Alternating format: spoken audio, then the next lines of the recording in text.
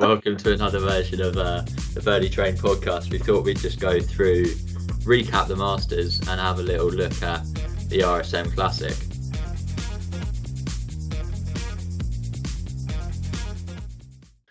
Kev, obviously, DJ won easily in the end, looked very impressive. It was probably always coming, a performance like that from him in a major, well, in the Masters.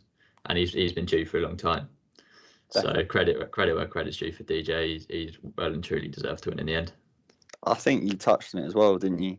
When we were going through, he was your favourite going into the week. You said he was surprised. He should have. He did. I think he went off at sevens in the end. I think you said at the time when he was 12s that he was your favourite and should be sort of the Bryson. The Bryson price in the end turned out to be a well left, and I know we backed him at sort of 18-1 or whatever it was, which was a good price. I think we both thought at the time when we backed him. But DJ he never looked like losing pretty much from the first hole. I didn't think all week. He 7 under first round, and then he was plain sailing from there onwards. I mean, he looked a bit dodgy on the front nine Sunday when he did. He came out shaky, and I thought, here we go. Here's another sort of DJ bottle, which. I think once he got which he didn't always usually do. Usually he does chuck it away. He doesn't hit that shot. He hit on 6 to about 5 foot. He misses that putt. He still looked shaky even on 7. He made a good up and down from the front bunker, but then as soon as he hit that second shot on 8 to the middle of the green and made an easy birdie there, pretty much all over. I thought, I never thought Cam Smith was never going to go and catch him. He was never going to make 3 or 4 birdies in that back nine. DJ was only ever going to put one in the water and gift it to him. So it was pretty plain sailing for him. No one really put any pressure on him. I was disappointed in Thomas and Rahm. They, from the back nine on Saturday, they just faded away, and it was pretty poor from them, really. Which was surprising from Rahm, because I did think this was his week and he was in prime contention. When they stopped play Friday afternoon, I think he had a putt to go joint leader, hold that putt, and you thought he could end up 1 or 2 clear going into sort of the weekend, and he just never kicked on. He just, did he put it in water on 15 or laid up, and then I can't remember what he did. Yeah, he chipped in, didn't he, for par? Right, yeah, that was it.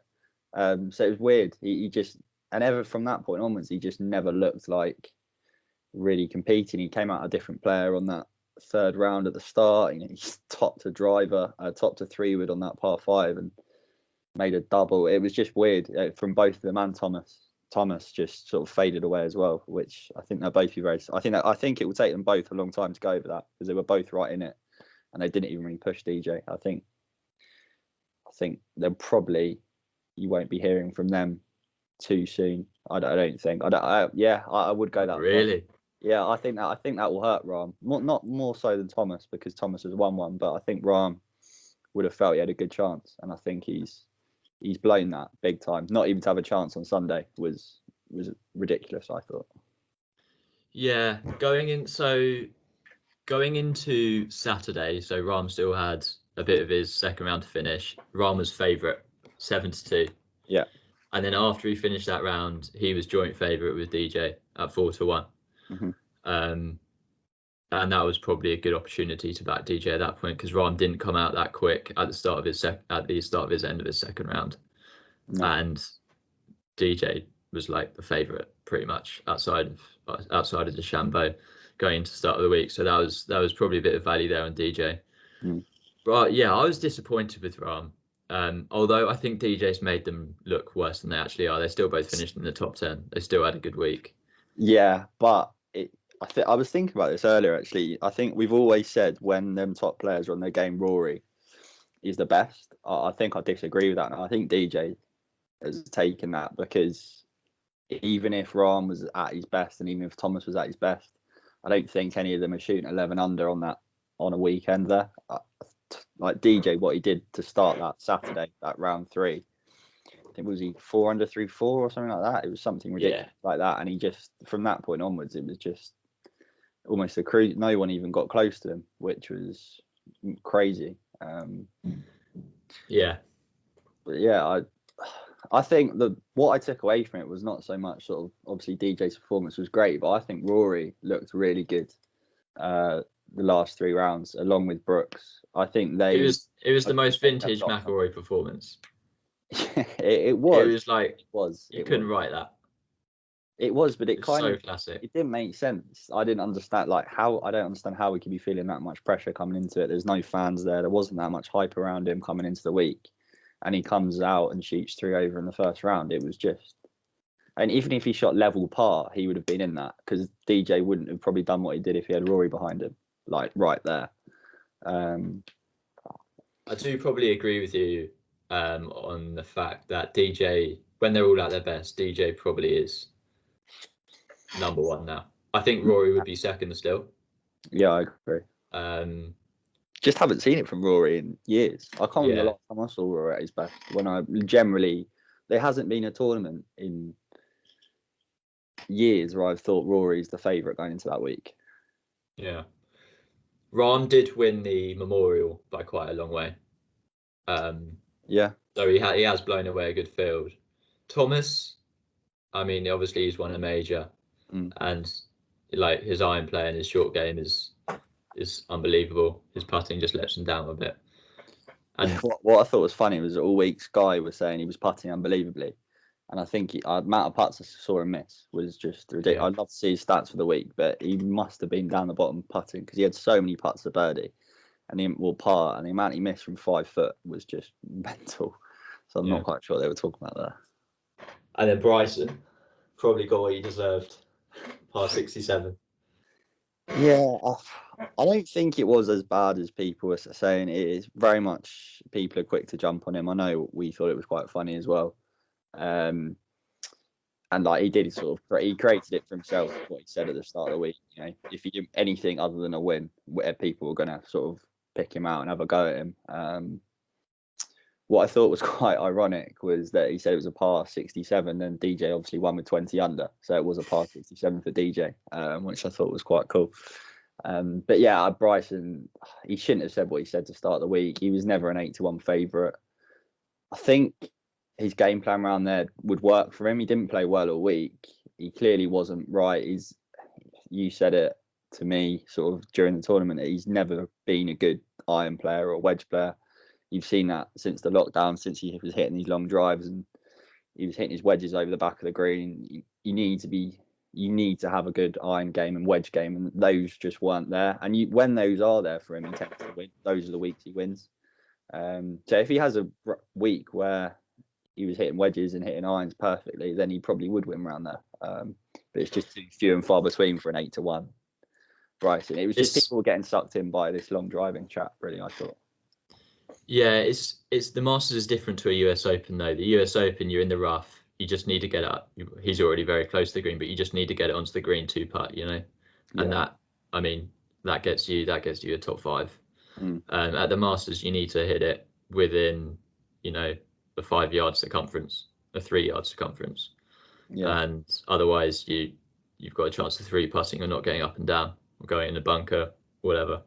Yeah. So I think it just puts a bit more pressure on his iron play, and he hasn't putted well around there. Like without the green book, he hasn't putted well around there. So right, he missed a lot of short putts this week, a lot.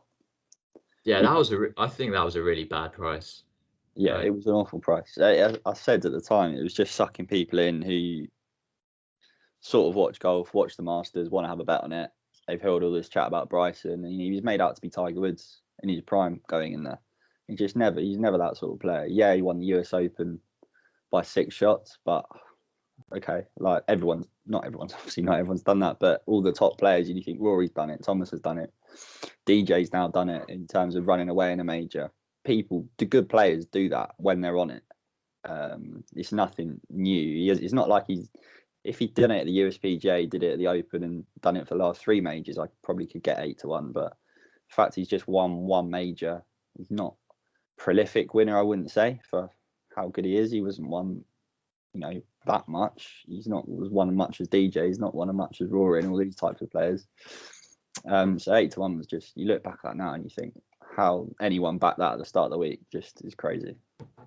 Well, yeah, and I mean, he was sevens in some place. It's just ridiculous who's putting He money went, on that. he went 9-2 after 2 shots when he hit it to 5 foot on 10 on Thursday. Really? Yeah, and he missed the putt, and then 9-2. Jesus. He was 18-1 half an hour later when he was looking for his ball in a bush. And DJ was 4-1 at the start of the third round. Yeah. Crazy. Finally, before we get into the RSM, quick mention of Tiger. You just mentioned him there. He got us all a bit excited, and then He got me excited. It just never really happened. Like he had a good first round, and then he was just sort of.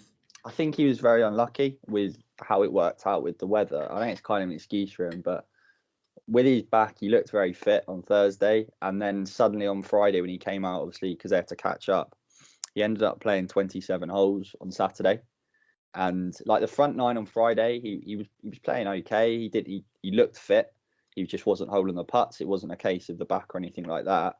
Then he came out on Friday, cold conditions. He was fine, but you could tell during that third round his back was just playing. He can't play 27 holes in a day. Just no way he can do that. Which in the end, I think not cost him. He would never have caught DJ this week, but it certainly didn't help him. I think he is playing a lot better. I know he took a 10, but he responded with 4 birdies in the last 5 holes. So he's definitely playing better. I think we said we think he's over. I don't think I believe that now. I think he's probably got a few more wins in him.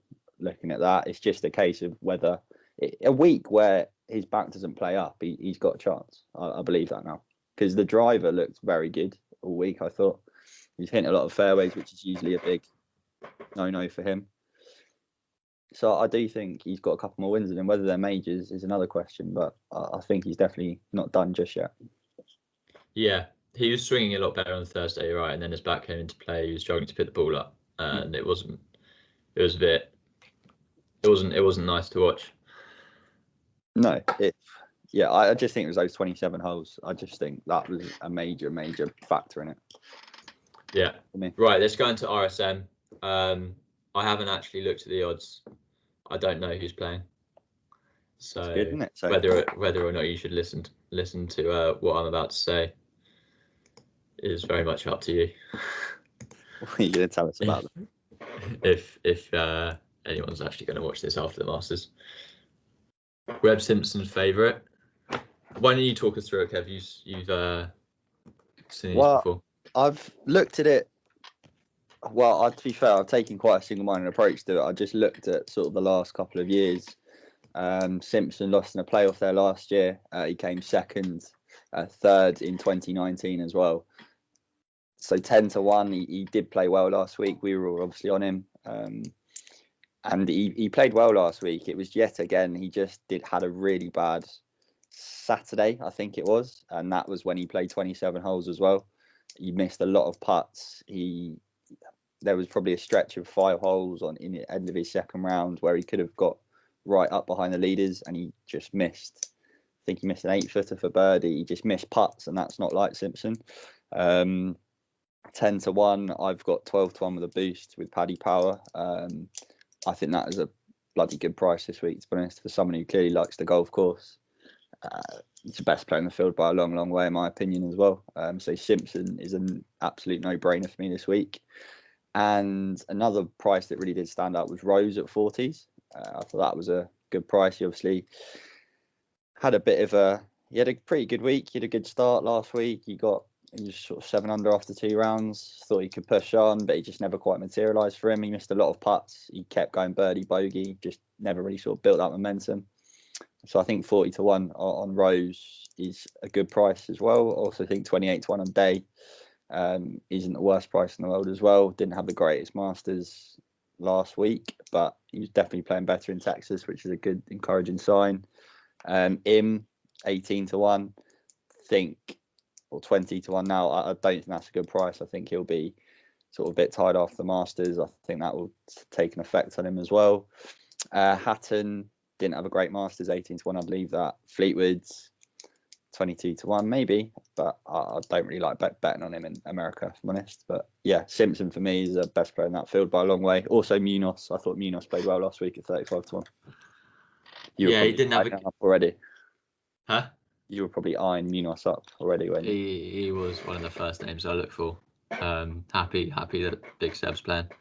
No, I think. Well, actually, on Munoz, we mentioned him last week, and I think he had bad final round, so I don't think he would have got you any place money if you did tip him each way. Unfortunately, He seemed to do all right. He was right there, wasn't he? Not that I was following the places. I was more concerned that DJ was going to get over the line, but I feel he was definitely there or thereabouts on Sunday. I don't know if he. Why don't you look it up and have a quick look? Tell me. But I think Russell Henley didn't play last week, 28-1. He was one of the informed golfers up until the Masters. Should have been in the field, but wasn't. You could say the same for Harris English at 30-1. I mean, I think these two players are in much better form than Day. I mean, Fleetwood as well. Although Fleetwood did have a decent week last week. And then him coming off. Munoz did not have a good last round. Yeah, no, he didn't. Sham 75. It's awful. Yeah. Although the course was playing harder on Sunday, but not that hard. Well, DJ didn't make it look difficult. Exactly. I think immediately Henley at 28-1. If it's a course that Simpson likes, right? Well, yeah.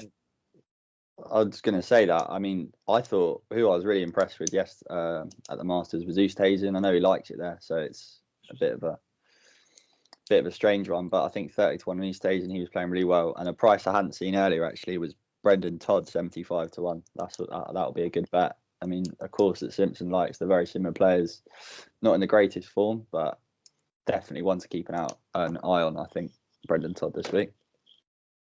Yeah, potentially. Harold Varner, I was thinking maybe as well. Although, it could be coming off the Masters. I haven't seen like the recent winners of RBC Heritage is the week after the Masters. You tend to get a pretty shit field in the week after at RBC. It's never sort of that good of a field. Connors played well last week. This is quite a good field for a week after a big tournament, which is good. Redman's been playing well. Yeah. It's basically saying the field said. Well, Munoz has been playing well as well. 35-1. See, I think 60-1 on Redmond's quite a big price. Wouldn't back it from the off.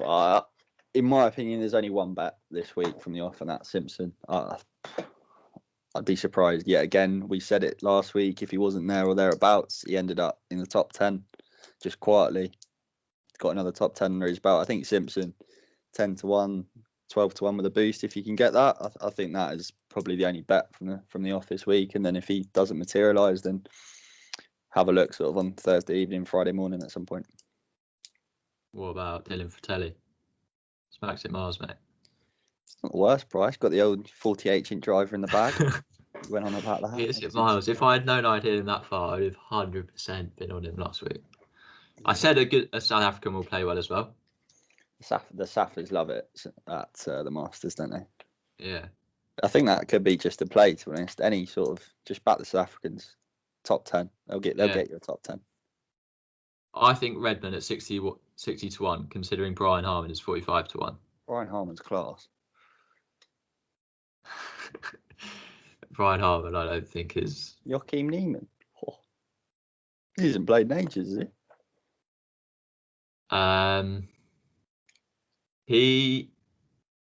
I think he pulled out of last week because he had COVID. Did he? Yeah, I think so.